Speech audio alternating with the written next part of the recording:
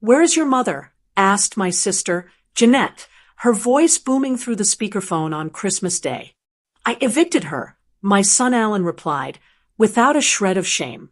"She was just taking up space here. We need the room." He laughed as he said it. My daughter-in-law, Jimmy, sat on the sofa I paid for, smiling like she owned the world, rubbing her belly. They thought they had won. They thought because I was old, I was helpless. But they forgot who my sister was. Jeanette, a retired federal judge who had sentenced men far more dangerous than my ungrateful son, didn't scream. She didn't cry. She simply picked up her other line and made a single quiet call. Moments later, their perfect life was transformed into absolute chaos. But let me tell you how we got here, because this story didn't start on that Christmas night. This story started long before, back when I still believed that a mother's sacrifice would always be rewarded with love, even from a son who no longer recognized me as the woman who gave him everything. It was a humid morning in Tampa. It usually is.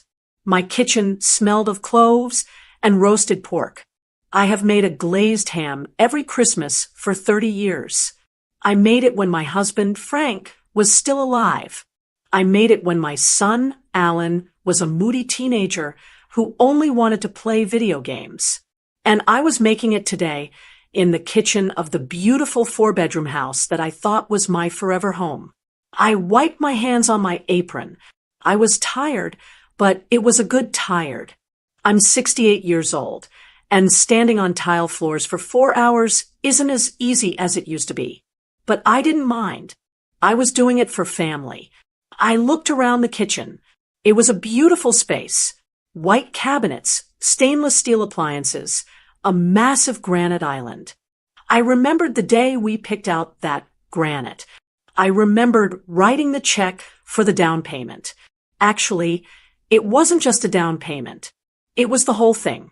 5 years ago, after Frank passed, the silence in my old bungalow became too loud. I was lonely. Alan had come to me with a bright idea. He and his wife, Jimmy, were renting a cramped apartment. They wanted to start a family, but they couldn't afford a house in a safe neighborhood. "Mom," Alan had said, holding my hand across my old kitchen table, "why don't we combine forces? You sell this place. We buy a big house together. You can have the in-law suite. We'll take care of you. You'll never be lonely again." It sounded like a dream. But then came the paperwork. Alan told me it would be better if the house was solely in his name. "It's for estate planning, Mom," he told me, looking so earnest, so professional. "If you put it in my name now, we avoid all those inheritance taxes when you pass away. It protects the asset." I trusted him. He is my son. I changed his diapers. I paid for his college. I sat in the front row at his graduation. Why would I doubt him? So I sold my bungalow. I took the check for $400,000, my entire life's equity, and I handed it to him. We bought this house. I moved into the suite on the ground floor. It was smaller than what I was used to, but I was happy. I was with family, or so I thought. The sound of footsteps snapped me out of my memory. Jimmy walked into the kitchen. My daughter-in-law is a beautiful woman. I'll give her that. Always perfectly made up. Always dressed in the latest fashion. But she has never been warm.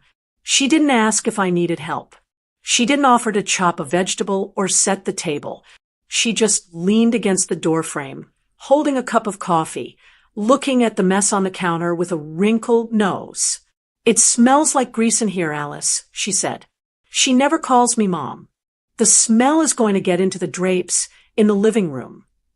"It's Christmas, Jimmy," I said, trying to keep my voice light. "It smells like dinner. Are the potatoes peeled?" She sighed, a long, dramatic exhale. "Alan is handling the rest. We need to talk to you, actually. Can you stop cooking for a second?" My stomach gave a little lurch. There was something in her tone. It wasn't the usual annoyance. It was colder. Sharper. Can it wait? I asked. The glaze needs to go on now, or the skin won't crisp. No, a male voice said. I turned around. Alan was standing behind Jimmy. He wasn't looking at me. He was looking at his shoes. He held a large manila envelope in his hands. He looked pale, almost sick. For a second, I was worried. Was he ill? Did he lose his job? What is it? I put the brush down. Is everything okay? Alan walked into the room, stepping around Jimmy. He placed the envelope on the island, right next to the bowl of brown sugar. He still wouldn't meet my eyes. Merry Christmas, Jimmy said, but there was no joy in it. Go on, Alan. Tell her. Alan took a deep breath. He finally looked up, but his eyes were empty. It was like looking at a stranger, wearing my son's face. Mom, things are changing. He started. His voice wavered, then firmed up. Jimmy is pregnant. My hands flew to my mouth. Oh, that's wonderful news. Finally, I moved to hug him, but he took a step back. My arms fell to my sides. We're happy, he said, but he didn't smile. But with the baby coming, we need to rethink the living arrangements. Rethink? I was confused. The house is huge, Alan. There are 3 bedrooms upstairs. The baby can have the yellow room. I can help with the nursery. Jimmy laughed. It was a short, dry sound. It's not just the nursery, Alice. We need a playroom. And Alan needs a home office. And honestly, we need privacy. Having you right downstairs. It's a lot. I stay in my suite, I argued. I barely come out unless I'm cooking or cleaning for you. We need the suite, Jimmy cut in. We're going to knock down the wall. We want to turn that space into a home gym and a larger guest area for when my parents visit. I felt the blood drain from my face. Your parents? But I live there. Alan tapped the envelope on the counter. That's what this is, Mom. We've typed it up so everything is clear. We're giving you 30 days. That's more than the law requires. Actually, usually it's only 15 days for a month-to-month tenant. Tenant. The word hung in the air, heavy and suffocating. Tenant. I whispered. Alan, I'm not a tenant.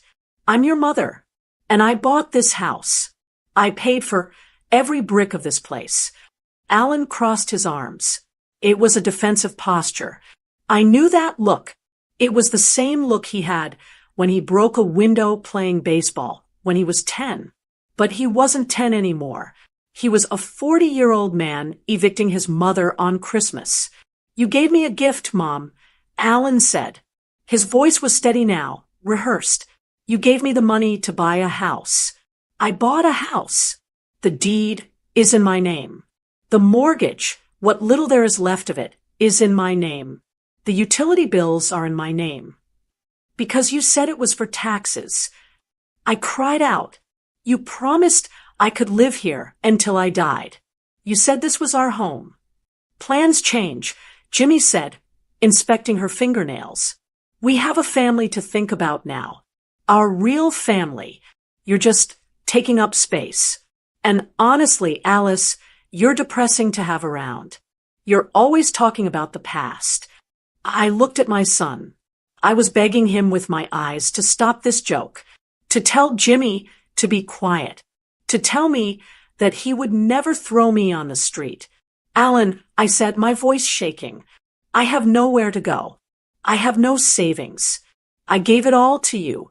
If I leave, I have nothing. Alan shrugged. A simple, casual shrug. You have Social Security. You can find a little apartment, maybe a senior center. You'll figure it out. You're resourceful. He pushed the envelope toward me across the granite. 30 days, he said. But honestly, if you could be out sooner, it would be better. We have contractors coming on the 1st of the month to start the demolition. I stared at the envelope. Inside was my eviction. My own son, my flesh and blood, was throwing me out like garbage because he wanted a gym. But I paid for this house. I whispered again. the reality refusing to sink in. Alan looked me dead in the eye. A sneer curled his lip, a look I had never seen before. It was a look of absolute power. "On paper, it's mine," he said coldly. "You're just a guest. And the party is over." He turned his back on me and walked to the fridge to get a beer. Jimmy smirked, picked up a piece of the raw carrot I had chopped, bit into it loudly, and walked out of the room. I stood there alone in the kitchen. The ham was sizzling in the oven. The smell of Christmas filled the air, but I felt cold, freezing cold. I looked at the envelope, and I realized that the son I loved didn't exist anymore. He had been replaced by this monster, and I had absolutely no idea what I was going to do. I didn't stay for 30 days. I didn't even stay for 30 hours. The paper Alan had placed on the counter said I had a month to vacate, but the atmosphere in that house turned poisonous the moment the words eviction left his mouth. The air felt thick, heavy with things unsaid, and resentments finally spoken aloud. I couldn't breathe in that kitchen anymore. I couldn't look at the granite island I had paid for without feeling a physical ache in my chest. I went to my room, the in-law suite that was about to become a gym, and closed the door. But walls don't block out everything. I could hear them in the living room. I heard the clinking of beer bottles. I heard Jimmy laughing. It wasn't a nervous laugh. It was a victorious one. They were celebrating. They had finally done it. The problem of Alice was handled. An hour later, my door flew open. Jimmy didn't knock. She walked in holding a roll of black, heavy-duty trash bags. She tossed them onto my bed. The plastic roll hit my quilt with a dull thud. "We need to start measuring for the remodel tomorrow," she said, her voice flat. "I need this closet cleared out. Today.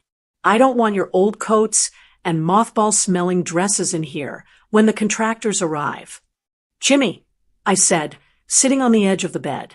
"I have 30 days. The paper said 30 days. "Do you really want to stay where you aren't wanted, Alice?" she asked, arching a perfectly sculpted eyebrow. "Do you want to eat breakfast with us, knowing we want you gone? Do you want to watch Alan pretend to be polite? It's pathetic. Just go. Make it easier on everyone." She was right, and that's what hurt the most. I stood up and grabbed the trash bags. I didn't have suitcases. I had given my old luggage to Goodwill years ago because I thought I was never moving again. I thought I was home. So I began to pack my life into garbage bags. Every item I touched brought back a memory, and with every memory came a fresh wave of nausea. I packed the photo albums of Alan's childhood. There he was at 5, missing his front tooth, holding a fish he caught with his father. I remembered that day. Frank had been so proud. I remembered working an extra shift that weekend just to pay for the fishing trip because money was tight. I thought about those shifts. I worked as an RN for 40 years. After Frank died, I didn't slow down. I sped up. I worked nights. I worked holidays. I worked doubles on my feet until my veins throbbed and my back screamed, just so I could pay for Alan's tuition. I wanted him to start life without debt. I wanted him to be free. I remembered the day he graduated.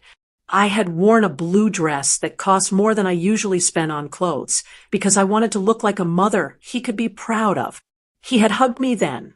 He had said, "I couldn't have done this without you, Mom." When did that gratitude turn into entitlement? I looked at the trash bag in my hand. It was half full of my clothes. I realized now that I had created this monster. I had shielded him from every hardship. When he couldn't pay his car note, I paid it. When he wanted a wedding he couldn't afford, I dipped into my retirement. I taught him that my money was his money. I taught him that my comfort came second to his desires. And Jimmy, she had seen that weakness. She was a predator who had spotted wounded prey. I could hear her voice in my head from over the years, subtle digs I had ignored. Your mom is so clingy, Alan. Your mom treats you like a child, Alan. She had been whispering poison in his ear for 5 years, slowly isolating him, convincing him that my love was actually a burden. And today, the poison had finally done its job. It took me 2 hours to pack the essentials. I left the furniture. I left the paintings on the walls. I left the curtains I had sewn myself. I only took what I could carry. I dragged 4 heavy black bags to the front door. I looked back at the living room. Alan was sitting on the sofa, watching a football game. He didn't turn around. He turned up the volume. He knew I was leaving. He just didn't want to watch. Coward. I opened the front door and stepped out. Of course, it was raining. A cold, gray drizzle that soaked through my blouse instantly. I dragged the bags down the driveway, the plastic scraping loudly against the concrete. That's when I saw Mrs. Gable. She lived next door. We had coffee together every Tuesday morning. She was watering her porch plants, sheltered by her awning. She looked up and saw me, wet, disheveled, dragging trash bags to my 10-year-old sedan like a criminal fleeing a crime scene. She froze. I froze. I wanted to wave. I wanted to call out, "It's just spring cleaning." But the lie stuck in my throat. She could see the bags. She could see the car trunk popping open. She could see that I was crying. The shame was hotter than fire. I was a respectable woman.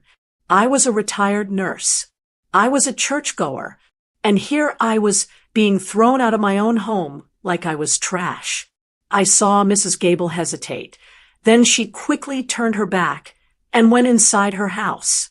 She didn't want to embarrass me by watching, but that rejection hurt worse than staring. I was now a pariah. I shoved the bags into the trunk and slammed it shut. I got into the driver's seat, my hands shaking so hard I could barely put the key in the ignition. I backed out of the driveway, taking one last look at the house. The Christmas lights were twinkling in the window.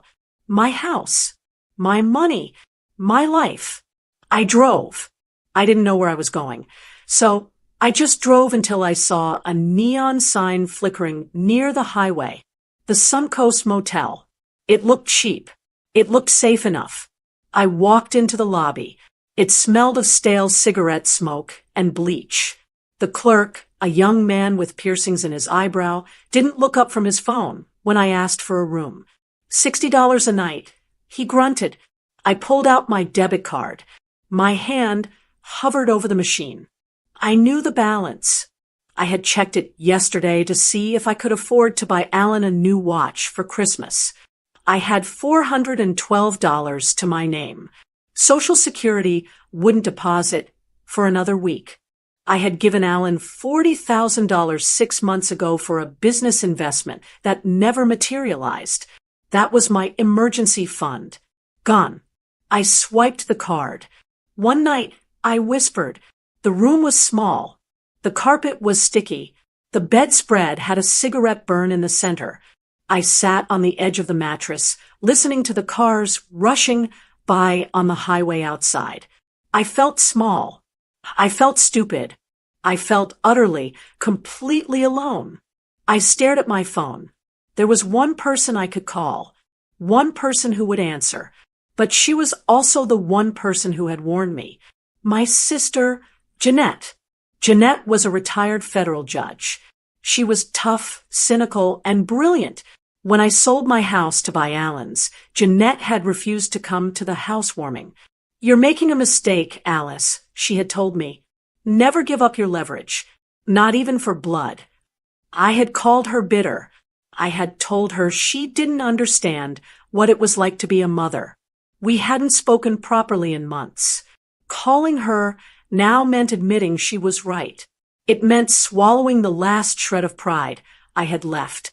But as I looked around the dingy motel room, watching the rain streak the dirty window, I realized pride was a luxury I could no longer afford. I needed help. I needed someone who wouldn't look at me with pity, but with a plan. I dialed the number. My heart hammered against my ribs. It rang once, twice. Hello. Her voice was sharp, clear, and commanding. Just hearing it made me burst into tears. Jeanette. I choked out, my voice breaking into a sob. I couldn't hold back. Jeanette, please. I made a mistake. He threw me out. He took everything. There was a silence on the other end. A long, terrifying silence. I held my breath, waiting for the "I told you so." Waiting for the judgment. Where are you? Jeanette asked. Her voice wasn't angry. It was terrifyingly calm. I'm at a motel off. 75. I wept. I have trash bags. Jeanette, all I have are trash bags. Stay there, she said. Lock the door. Don't speak to anyone. I'm getting in the car. I'm coming to get you. The line went dead. I lowered the phone, trembling. I was still crying, but for the first time since this nightmare started, I felt something other than despair. I felt the tiny, flickering spark of a fight. My sister was coming. And God help Alan when she arrived. I sat on the edge of the lumpy motel mattress, staring at the water stain on the ceiling, counting the seconds. It had been 4 hours since I called Jeanette. 4 hours of replaying every mistake I had made over the last 5 years. Every time I signed a check for Alan. Every time I nodded when Jimmy made a passive-aggressive comment. Every time I told myself, it's okay, they're family. I felt like a fool. A 68-year-old fool with nothing to show for a lifetime of hard work but a trunk full of trash bags. Then, there was a sharp rap on the door. It wasn't the hesitant knock of a maid. It was 3 distinct, authoritative strikes. The sound of a gavel. I opened the door, and there she was, Jeanette. Even at 70, my sister was a force of nature. She was wearing a crisp linen pantsuit despite the humidity, and her silver hair was pulled back in a severe, elegant bun. She didn't look like a grandmother. She looked like what she was, a retired federal judge who had spent 30 years staring down liars and criminals.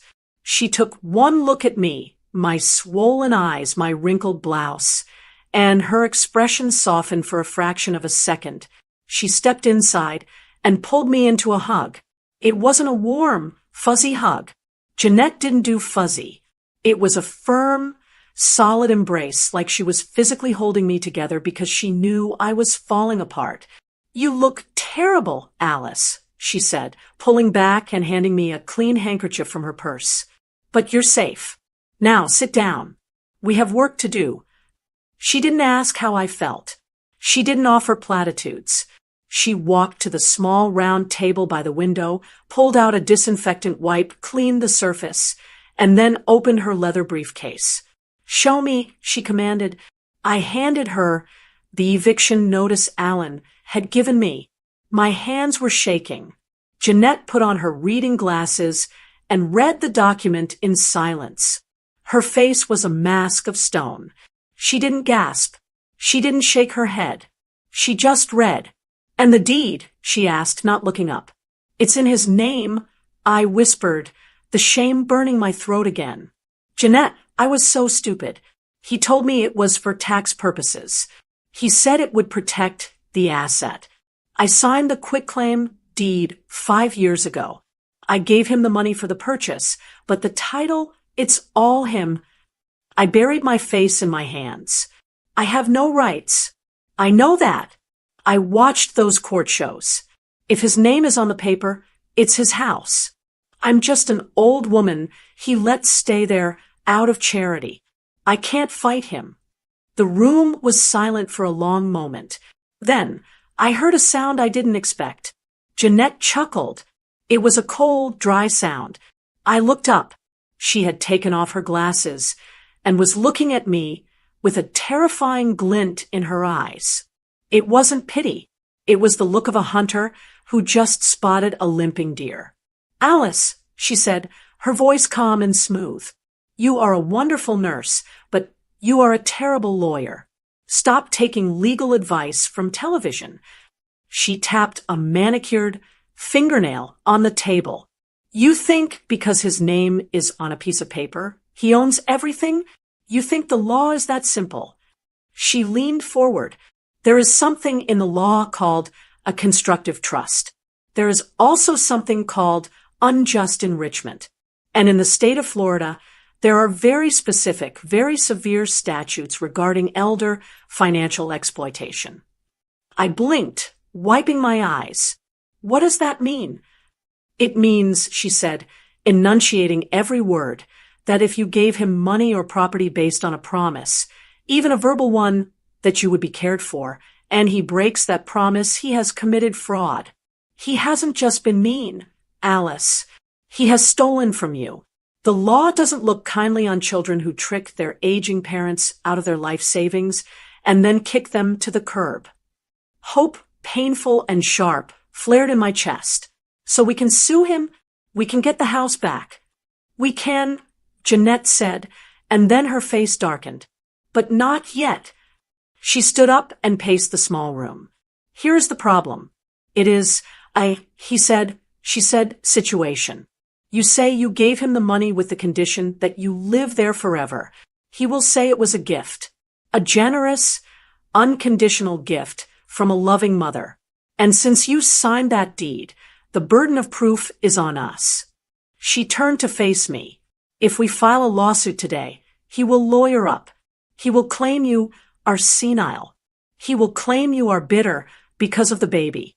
He will hide the money. He will drag this out for 2 years, and you will run out of money before we ever see a courtroom. My heart sank again. So we can't win? I didn't say that. Jeanette smiled. It was a smile that made me glad I was her sister and not her defendant. I said we can't sue yet. We need evidence. We need him to admit that the money wasn't a gift. We need him to admit that the arrangement was a transaction. He'll never admit that. I said, Alan is arrogant, but he isn't stupid. Jimmy watches every word he says. Alan is arrogant, Jeanette corrected, and that is exactly how we are going to catch him. Arrogant men get sloppy when they think they have won. When they think their victim is weak, they stop looking over their shoulder. She sat back down and took my hand. Alice, listen to me closely. This is going to be the hardest thing I have ever asked you to do. You want to scream at him. You want to tell him he is an ungrateful brat. You want to demand justice. I nodded. I do. I want to hurt him like he hurt me. You can't, she said firmly. If you fight him now, his guard goes up. For this to work, we have to move in silence. We have to be the pathetic, defeated old ladies he thinks we are. She outlined the plan. It was twisted. It was brilliant. We are going to go back to the house, she said. Not to fight. To surrender. We are going to apologize. We are going to tell him he is right. We are going to tell him that we respect his decision to put his real family first. I can't say that, I protested, revulsion rising in my throat. I can't tell Jimmy she won. You will, Jeanette said, her voice hard as steel. You will swallow your pride. Alice, you will let them gloat. You will let them sip their wine and laugh at you. Because when people gloat, they talk. And when they talk, they tell the truth because they don't think anyone who matters is listening. She reached into her purse and pulled out her smartphone. She tapped the screen and showed me the voice recorder app. We need one sentence, she said. We need him to acknowledge that you paid for the house and that he knows it wasn't a gift. Once we have that on tape, combined with the bank records, I'm going to subpoena. We have him. We will turn his own arrogance into the noose that hangs him. I looked at my sister. I saw the fire in her eyes. For 5 years, I had let Alan and Jimmy walk all over me because I wanted to keep the peace. I wanted to be the nice, supportive mother. And where had it gotten me? In a motel room with trash bags. Jeanette was right. Being nice was over. Okay, I said, my voice steady for the first time all day. I'll do it. I'll play the victim. Jeanette nodded, satisfied. She closed her briefcase with a sharp snap. Good. Wash your face. Put on some lipstick. We aren't staying in this dump. You're coming to my hotel. We need to rest, because in a few days, we are going to pay your son a visit, and we are going to let him think he has destroyed you. She stood up and opened the door to the rainy parking lot. He wants space, she said, looking back at me. We'll give him space. We'll give him enough rope to hang himself. I grabbed my purse and followed her out. I left the room key on the table. As I walked out into the rain, I didn't feel like a victim anymore. I felt like a soldier who had just been given her marching orders. The silent revenge had begun. We waited exactly 1 week. Jeanette said that was the perfect amount of time. It was long enough for Alan and Jimmy to think we had given up, but short enough that their guard wouldn't be fully up yet. They would be in the honeymoon phase of their victory. I sat in the passenger seat of Jeanette's sensible sedan, wringing my hands in my lap. We were parked a block away from the house. My house. Or, I suppose, Alan's house now. Stop it, Jeanette said sharply, though she didn't look at me. She was checking her reflection in the rear-view mirror. Stop fidgeting. You need to look tired, Alice. You need to look like a woman who has spent the last week crying in a cheap hotel room and has accepted her defeat. I am tired, I said honestly, and I have been crying. Good. Use it, she said. She reached over and adjusted my collar, making it look slightly askew. Remember the plan.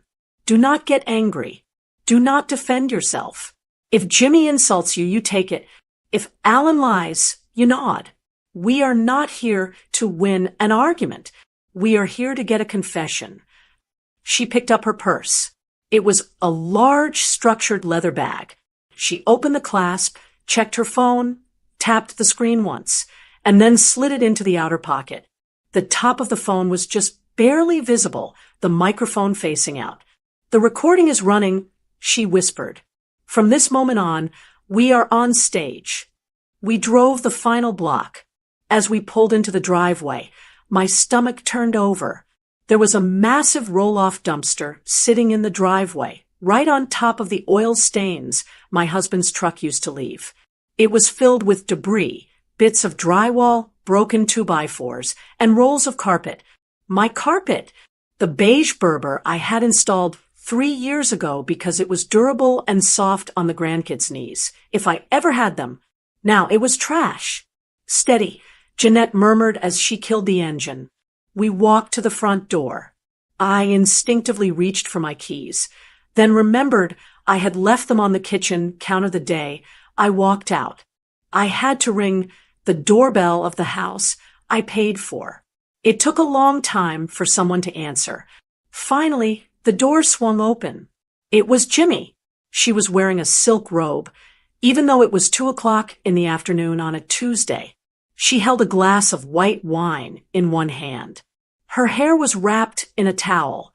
She looked relaxed, pampered, and utterly unbothered by the fact that she had destroyed my life.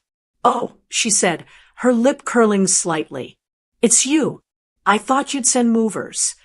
I couldn't afford movers, Jimmy, I said, keeping my voice low and trembling just as Jeanette had instructed.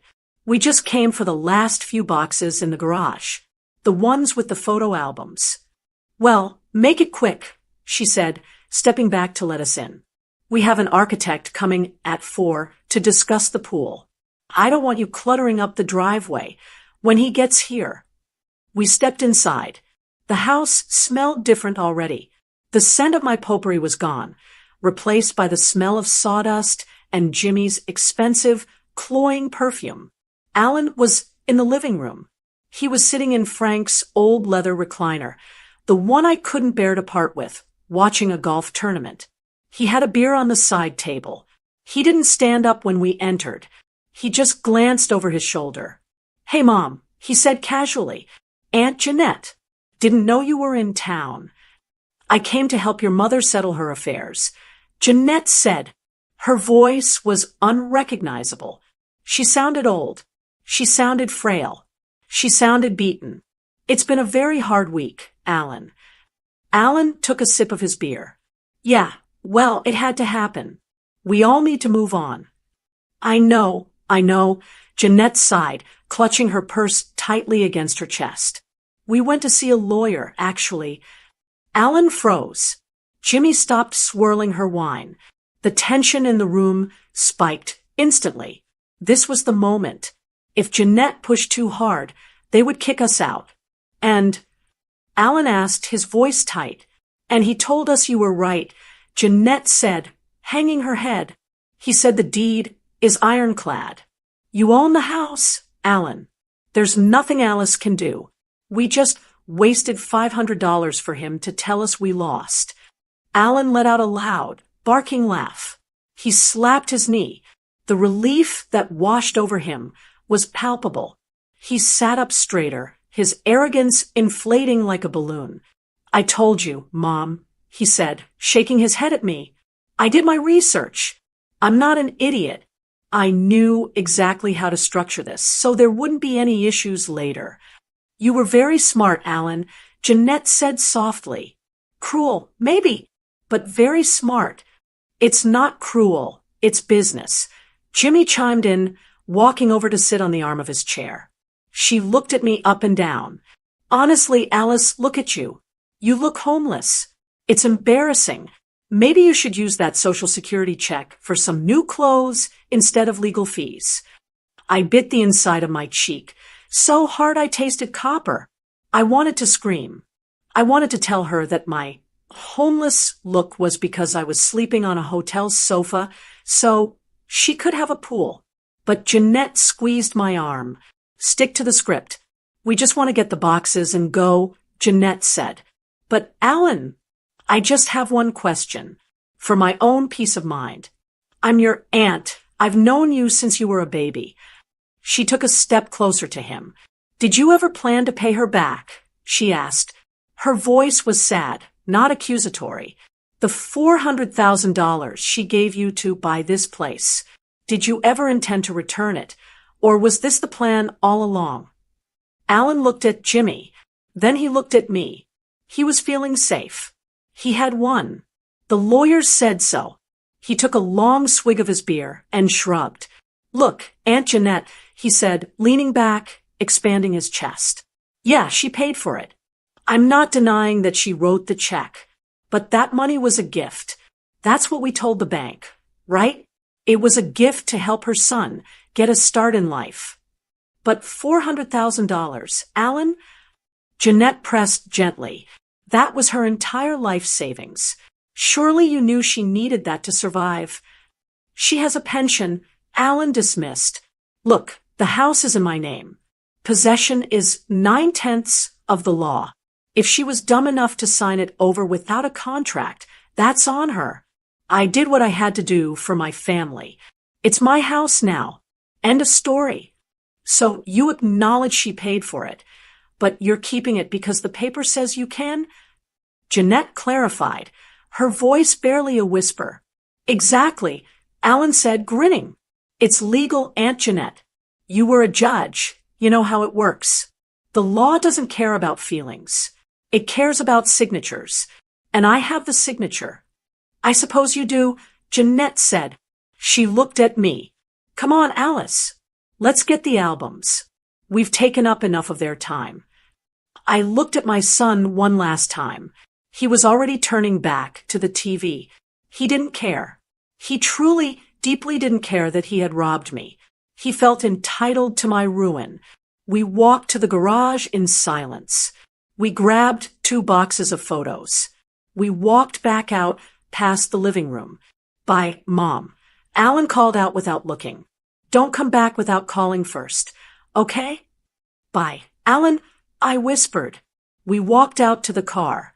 Jimmy closed the door behind us before we were even off the porch. I heard the lock click. We got into the car. Jeanette didn't start the engine immediately. She reached into her purse and pulled out the phone. She tapped the screen to stop the recording. She pressed play. Alan's voice, clear as day, filled the quiet car. Yeah, she paid for it. But that money was a gift. Possession is 9/10 of the law. If she was dumb enough to sign it over without a contract, that's on her. Jeanette hit pause. She looked at me, and for the first time in a week, she smiled. A real smile. He just confessed to constructive fraud and unjust enrichment. She said, her eyes dancing. He admitted the money came from you, and he admitted he is using a legal technicality to keep it. In a court of equity, he just hung himself. I let out a breath. I felt like I had been holding since Christmas. Did we get him? Oh, Alice, Jeanette said, starting the car. We didn't just get him. We are going to bury him. She put the car in reverse. As we backed out of the driveway, past the dumpster filled with my life, I didn't feel sad anymore.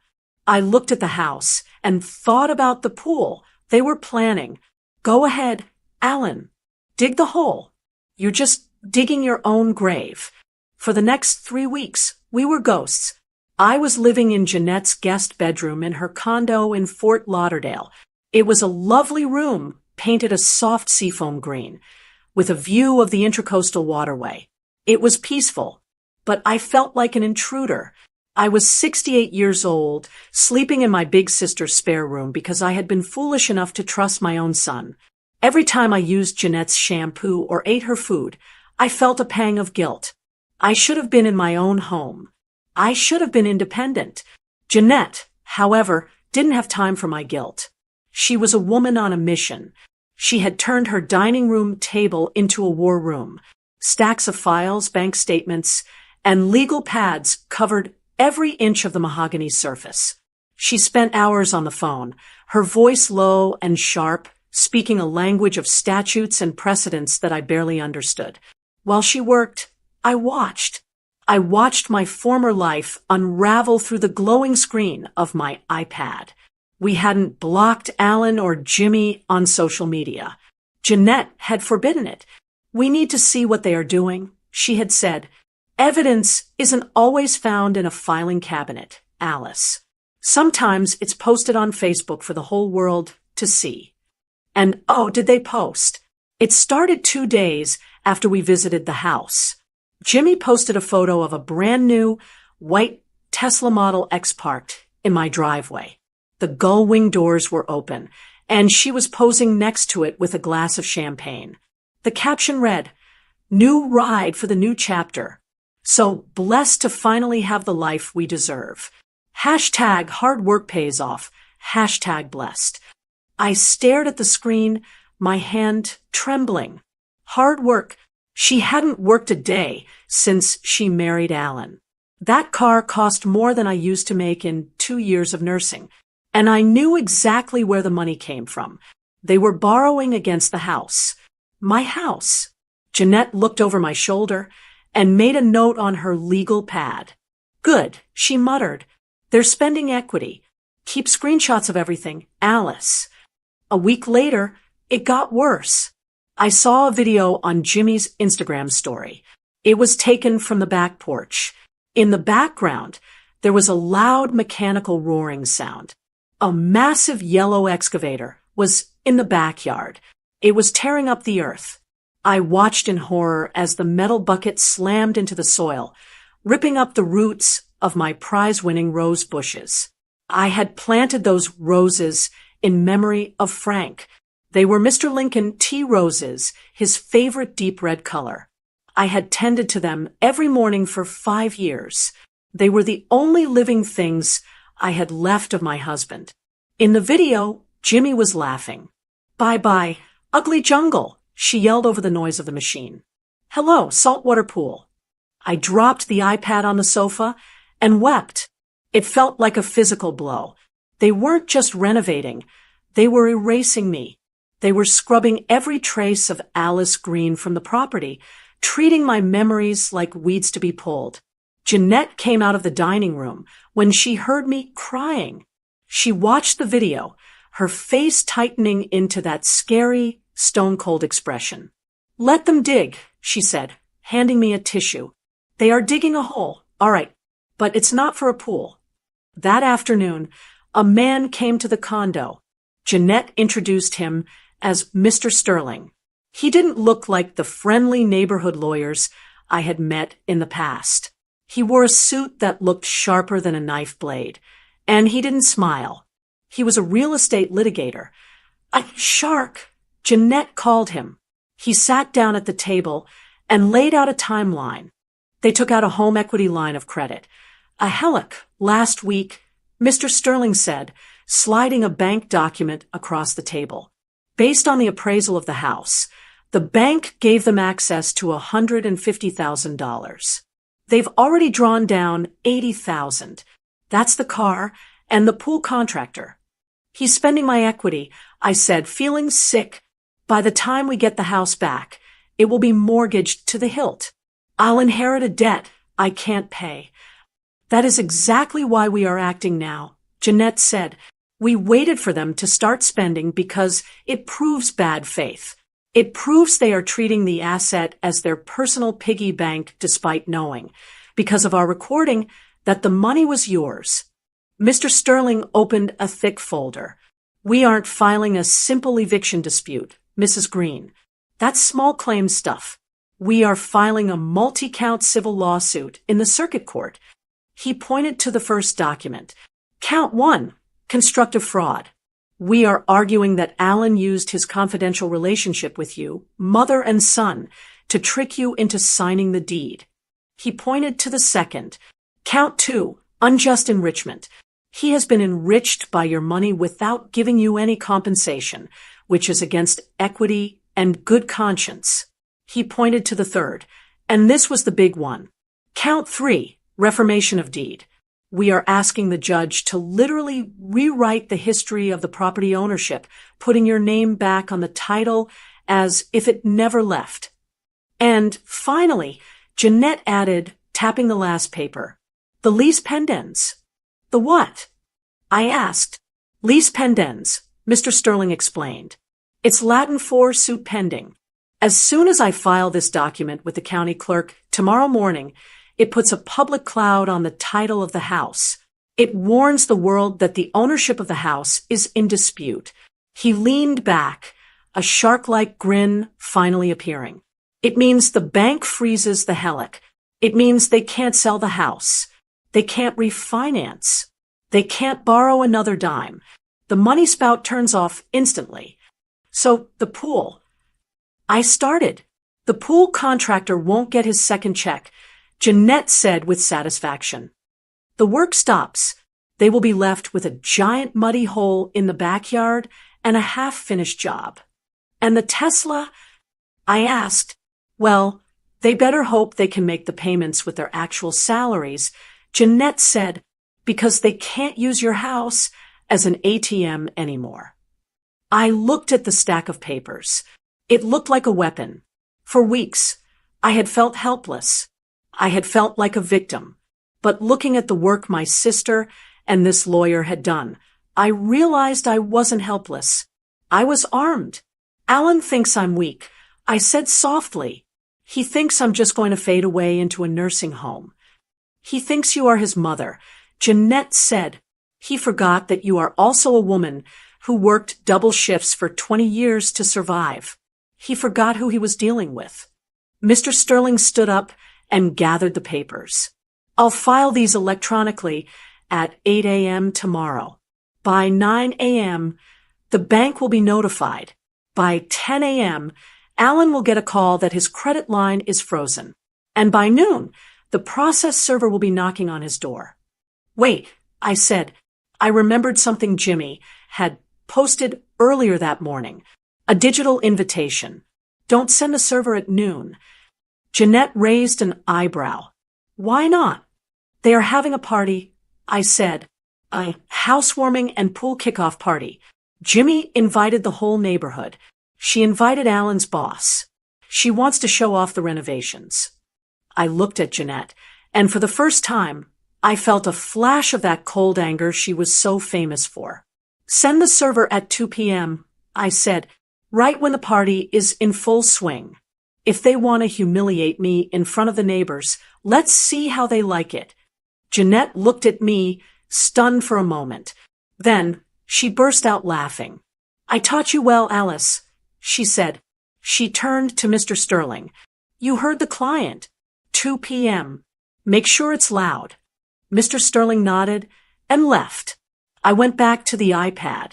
I looked at the picture of the excavator tearing up my roses. I touched the screen, tracing the petals of the flowers that were no longer there. Enjoy the party, Alan, I thought. Enjoy the champagne, because the hangover is going to be brutal. Saturday arrived with a bright, mocking sunshine that felt entirely inappropriate for a funeral. And that's what today was, though Alan and Jimmy didn't know it yet. It was the funeral of their reputation. Jeanette and I were parked 3 houses down the street in her sedan. We had arrived early, finding a spot under the shade of a large oak tree, where we wouldn't be immediately noticed. We had the windows rolled up and the air conditioning on low.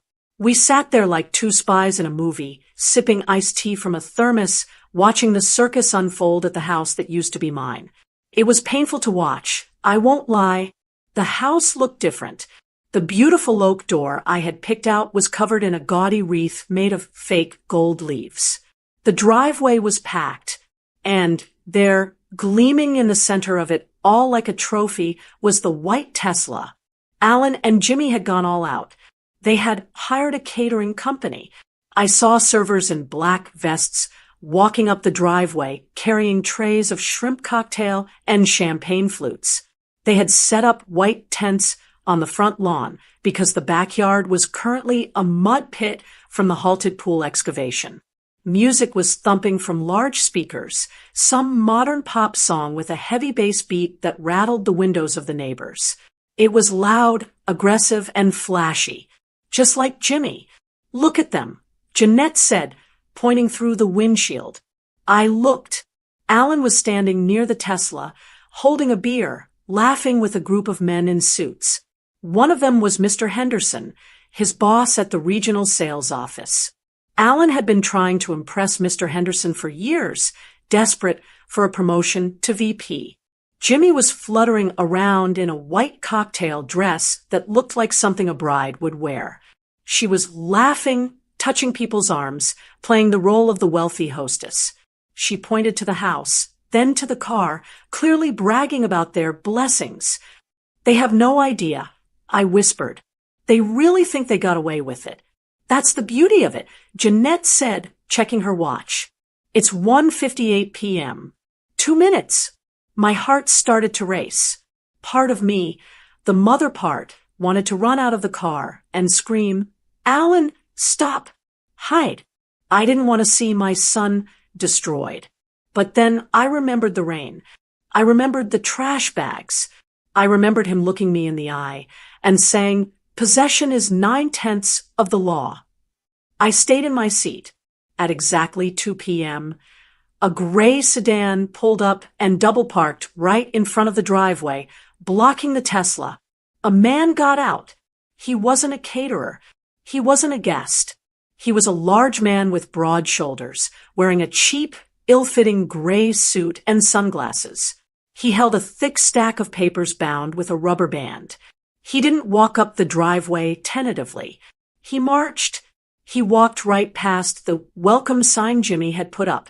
He walked right through the crowd of neighbors sipping their drinks. The music was loud, but not loud enough to drown out what happened next. Mrs. Gable, my neighbor who had watched me leave in shame weeks ago, was standing near the front. She told me later that the air shifted the moment the man walked onto the grass. People stopped talking. They sensed the intrusion. The man walked straight up to Alan. Alan was in the middle of a story, laughing, his hand on Mr. Henderson's shoulder. He stopped laughing when the man's shadow fell over him. Alan Green, the man asked. His voice was a boom. It carried across the lawn. Alan looked annoyed. Yeah? Who are you? The DJ is supposed to be in the back. I'm not the DJ, the man said. He slapped the thick packet of papers onto Alan's chest. Alan instinctively grabbed them to keep them from falling. "You are being served," the man announced. He didn't whisper. He projected like an actor on a stage. "Summons and complaint for civil theft, constructive fraud, and elder financial exploitation." The music seemed to cut out at that exact second. Maybe the song ended, or maybe someone hit pause, but the silence that followed was deafening. "Elder financial exploitation," the man repeated, making sure the words hung in the humid air. "You have 20 days to respond to the court." Alan's face went from annoyed to ghostly pale in a heartbeat. He looked at the papers. Then he looked at Mr. Henderson. His boss took a step back, his eyes wide. "In the corporate world, you can survive a lot of scandals, but stealing from your elderly mother, that is a special kind of poison. This is a mistake." Alan stammered, his voice cracking. He tried to laugh, but it came out as a high-pitched squeak. This is a prank. Who sent you? Was it Dave? Is this a joke?" "It's no joke, Mr. Green," the process server said, turning to leave. "And you might want to call your bank. The property is now under lease pendens." That was the trigger. Jimmy, who had been frozen near the shrimp platter, suddenly unpaused. She didn't faint. She didn't cry. She attacked. "Get out!" she screamed, rushing at the man. Her face was twisted, ugly with rage. "Get off my property! You can't be here. We're having a party." "Jimmy, stop!" Alan yelled, grabbing her arm, but the damage was done. "It's harassment!" Jimmy shrieked, turning to the guests. "His mother is crazy. She's a senile old woman who's jealous of our success. She's trying to ruin us." The guests weren't looking at the server anymore. They were looking at Jimmy. They were hearing her scream about Alan's mother. And they were doing the math. The big house, the sudden renovation, the Tesla, the mother who suddenly moved to a retirement home last month. I saw Mr. Henderson set his champagne glass down on a passing tray. He didn't say goodbye. He didn't shake Alan's hand. He just turned around, signaled to his wife, and walked quickly toward his car. That started the stampede. Wealthy people do not like scenes. They do not like police, and they certainly do not like being adjacent to fraud. Within 3 minutes, the driveway was clearing out. People were mumbling excuses. Babysitter called, forgot the dog, early morning tomorrow. Mrs. Gable stayed the longest. She stood near the edge of the lawn, watching Alan and Jimmy arguing in the middle of their empty party. She looked up toward the street, toward the oak tree where we were parked. She couldn't see me through the tinted windows, but she gave a little nod anyway. Inside the car, I felt a strange sensation. My hands weren't shaking anymore. "He looks smaller," I said softly.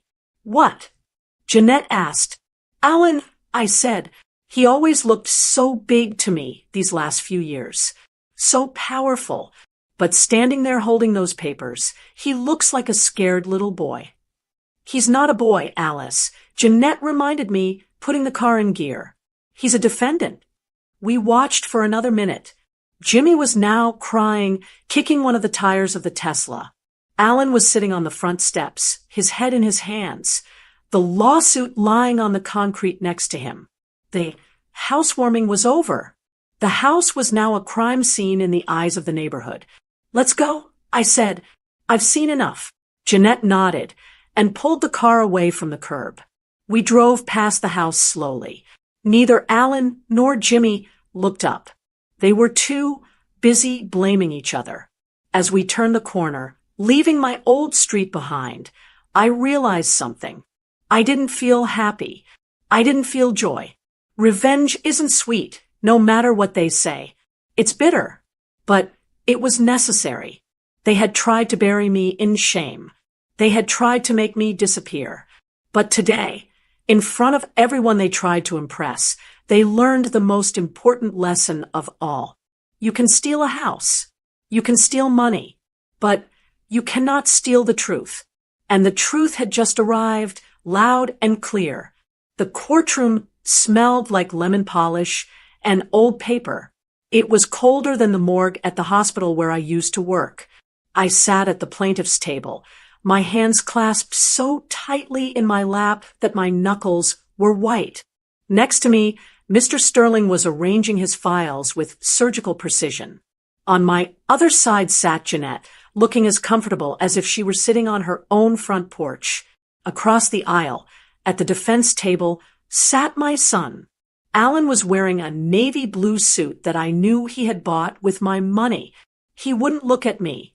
He was whispering furiously to his lawyer, a young man with too much gel in his hair, who looked more like a car salesman than a litigator. Jimmy was sitting in the gallery behind them, wearing a modest beige dress and a pair of oversized sunglasses, trying to look like a victim. I felt sick. A mother should never have to sit in a room and watch her child be treated like an enemy. But then I remembered the excavator tearing up my roses. I remembered the rain. I remembered the eviction notice on Christmas morning. "All rise," the bailiff called out. Judge Marilyn Vance walked in. Jeanette had told me about her. She was tough, fair, and had absolutely no patience for nonsense. She took her seat, adjusted her glasses, and looked down at the two tables. "We are here for the matter of Green versus Green," she said. Her voice wasn't loud, but it filled the room. "Let's proceed." Alan's lawyer stood up first. He buttoned his jacket and gave the judge a charming smile that didn't reach his eyes. "Your Honor," he began, "this case is a tragic family misunderstanding, but legally it is simple. My client, Alan Green, is the sole owner of the property. The deed is in his name. The plaintiff, his mother, claims she owns the house, but she signed a quitclaim deed 5 years ago. She gave the money for the purchase freely. It was a gift.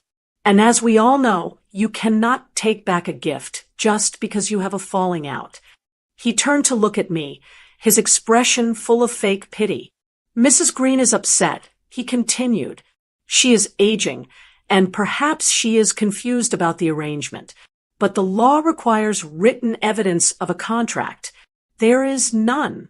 There is only a deed with my client's name on it." I wanted to stand up and scream. Confused? I was the head nurse of an ICU for 15 years. I wasn't confused. I was betrayed. Mr. Sterling stood up next. He didn't smile. "Your Honor," he said, "this isn't about a gift. This is about theft. This is about a son who manipulated his mother's trust to steal her life savings, and then discarded her when she became inconvenient." The trial moved quickly. Jeanette had told me that civil trials are boring compared to TV, but this didn't feel boring. It felt like open-heart surgery without anesthesia. Then came the moment we were waiting for. Mr. Sterling called Alan to the stand. Alan walked up to the witness box. He looked confident. He swore to tell the truth, the whole truth, and nothing but the truth. I watched him take that oath, knowing he was about to break it. "Mr. Green," Mr. Sterling asked, standing behind the podium, "you claim the $400,000 used to purchase the home was a gift from your mother?" "Yes," Alan said smoothly. "She wanted to help me out." "Help you out?" Mr. Sterling raised an eyebrow. $400,000 is a lot of help. Did you contribute any money to the purchase?" Alan shifted in his seat. "I contributed sweat equity. I managed the property." "But the cash," Mr. Sterling pressed. "Did you have the funds to buy a luxury home in Tampa 5 years ago?" "I was doing well." Alan lied. He lifted his chin. "I had investments. Crypto. Stocks. I didn't need her money, but she insisted. I used my own earnings to maintain the house." I gasped softly. "Crypto?" Alan didn't know a Bitcoin from a bubblegum wrapper. He was lying under oath to make himself look successful, to pretend he hadn't needed me. "So, to be clear," Mr. Sterling said, looking at the jury box, though there was no jury, just the judge, "you never admitted that the house was actually hers?" You never acknowledged that the title holding was just a formality for tax purposes. Never, Alan said firmly. It's my house. It's always been my house. Mr. Sterling looked down at his notes. He waited a beat. The silence stretched out. Your Honor, Mr. Sterling said quietly, I would like to introduce Plaintiff's Exhibit C, an audio recording taken on the afternoon of January 14th. Alan's confidence flickered. He looked at his lawyer, who looked confused. Jimmy sat up straighter in the back row. Mr. Sterling pressed a button on his laptop. The sound of Alan's voice filled the courtroom. It was loud, clear, and dripping with arrogance. Look, Aunt Jeanette, yeah, she paid for it. I'm not denying that she wrote the check. But that money was a gift. The house is in my name. Possession is 9/10 of the law. If she was dumb enough to sign it over without a contract, that's on her. The recording ended. The silence in the courtroom was absolute. You could hear the hum of the air conditioner. Alan's face turned a color I had never seen before, a mix of gray and green. He opened his mouth to speak, but nothing came out. He looked at Jimmy, but she had her hand over her mouth, staring at him with wide, terrified eyes. Judge Vance slowly turned her chair to face Alan. She lowered her glasses. She didn't look like a judge anymore. She looked like a disappointed mother. Mr. Green, she said. Her voice was ice. Did you just lie to this court? Alan stammered. I didn't mean, it was out of context. You just testified that you never admitted the house was hers, the judge snapped. And I just heard you admit it. I also heard you call your mother dumb for trusting you. She looked at the defense lawyer. Do you have any explanation for this? The lawyer stood up, buttoning and unbuttoning his jacket nervously. Your Honor, my client was posturing. It was a private conversation. It was a confession. Judge Vance cut him off. It is an admission of constructive fraud. He admitted he knew the money wasn't a gift, and he admitted he was relying on a lack of contract to exploit the situation. She picked up her gavel. She didn't bang it. She just held it, looking at Alan with pure disgust. In this state, we protect our seniors, she said. We do not allow children to treat their parents like ATM machines. The doctrine of unjust enrichment is designed for exactly this scenario. Mr. Green, you have taken a home you did not pay for, and you have attempted to evict the woman who gave you everything. She looked down at her paperwork and began to write. I am issuing a ruling immediately, she declared. I am finding in favor of the plaintiff, Alice Green. I am ordering the reformation of deed. The quit-claim deed is hereby voided due to fraud and undue influence. The title of the property will revert to Alice Green, effective immediately. She wasn't done. Furthermore, she continued, her eyes boring into Alan. Since you decided to renovate a house you did not own, you are responsible for the debt incurred. The Helic remains in your name. You will pay it back. And finally, you are ordered to pay the plaintiff's legal fees in full. Alan slumped in the witness chair. He looked like he had been punched in the stomach. He had lost the house. He was stuck with the debt. And he had been exposed as a liar in public record. Get out of my sight, Judge Vance said dismissively. Court is adjourned. Mr. Sterling shook my hand. Jeanette squeezed my shoulder. We did it, Alice, she whispered. It's over. I stood up. My legs felt shaky, but I walked toward the aisle. I had to pass the defense table to leave. Alan was standing there, stuffing papers into his briefcase. He looked up and saw me. His eyes were red. He looked pathetic. He looked like he wanted to say something, maybe an apology, maybe an excuse, maybe a plea for help. Mom, he started, his voice cracking. I stopped. I looked him in the eye. I didn't scream. I didn't tell him I hated him. I didn't smile in victory. I just looked at him. I looked at the face of the boy I had raised, the boy I had loved more than my own life, and I let him see exactly what he had broken. I let him see the disappointment. It wasn't anger. Anger fades. Disappointment is a stain that never washes out. I looked at him like he was a stranger I didn't want to know. "Goodbye, Alan," I said softly. And then I walked out of the courtroom, leaving him standing there with nothing but his debt and his shame. The silence in the house was the first thing I noticed. For 5 years, this house had been filled with the noise of Alan's video games, Jimmy's loud phone calls, and the constant hum of their demands. Now, standing in the foyer 3 days after the court verdict, the silence was absolute. I had my keys back. The deed was recorded in my name at the county clerk's office. I was the legal owner of 452 Maple Drive once again. But as I walked through the hallway, trailing my hand along the wall, I realized something sad. It didn't feel like my home anymore. Jimmy had left her mark on every square inch. She had painted my soft, yellow kitchen a stark, sterile gray. She had replaced my warm oak cabinets with high-gloss white ones that looked like a dentist's office. And out back, through the sliding glass doors, I saw the scar on the land, the massive, muddy hole where they had started digging their pool. It looked like a wound. I walked into the living room. There were boxes everywhere. Alan and Jimmy had moved out in a hurry.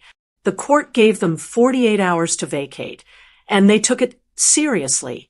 But they had left behind the mess, the trash, the things they didn't want. I found a pile of unpaid bills on the counter. I picked one up. It was a statement for the home equity line of credit.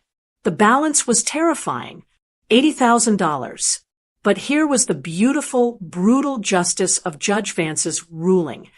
That debt belonged to Alan. He had signed for the loan. He was the borrower. The bank had a lien on the house, yes, but Alan was personally liable for the payments. I sat down on the floor, right where my favorite armchair used to be before they threw it out. I thought about calling a contractor to fix the backyard. I thought about painting the kitchen back to yellow. I thought about buying new furniture and trying to settle back into my old life. But then I shook my head. No, you can't go backward. This house was poison for me. Every room held a memory of a disrespect or a hurtful word. If I stayed here, I would just be the old woman in the big house, haunted by ghosts. I called Mr. Sterling, the lawyer. "Sell it," I said. "Put it on the market today." The real estate market in Tampa was on fire. And ironically, Alan's investments paid off for me. The new kitchen, the updated bathrooms, the smart home wiring, even with the hole in the backyard, the house was worth significantly more than when we bought it. We listed it on a Friday. We had a cash offer by Sunday. A nice young couple from New York bought it. They loved the modern kitchen. They were excited to finish the pool.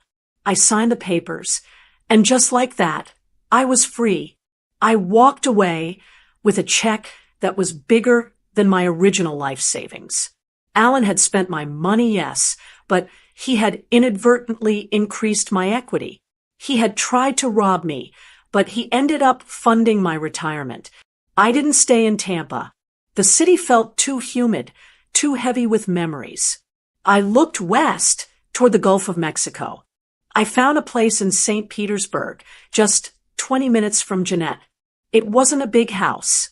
It was a 2-bedroom condo on the 4th floor of a quiet building. It had a balcony that looked right out over the water.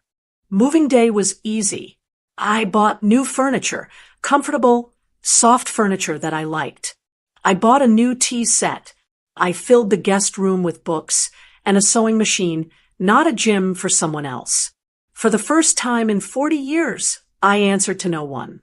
I woke up when I wanted. I ate what I wanted. I spent my evenings sitting on the balcony with Jeanette, drinking wine and watching the sunset, laughing until our sides hurt. We were 2 old sisters who had fought a war and won. Then, 3 months later, the doorbell rang. I wasn't expecting anyone. Jeanette usually texted before she came over.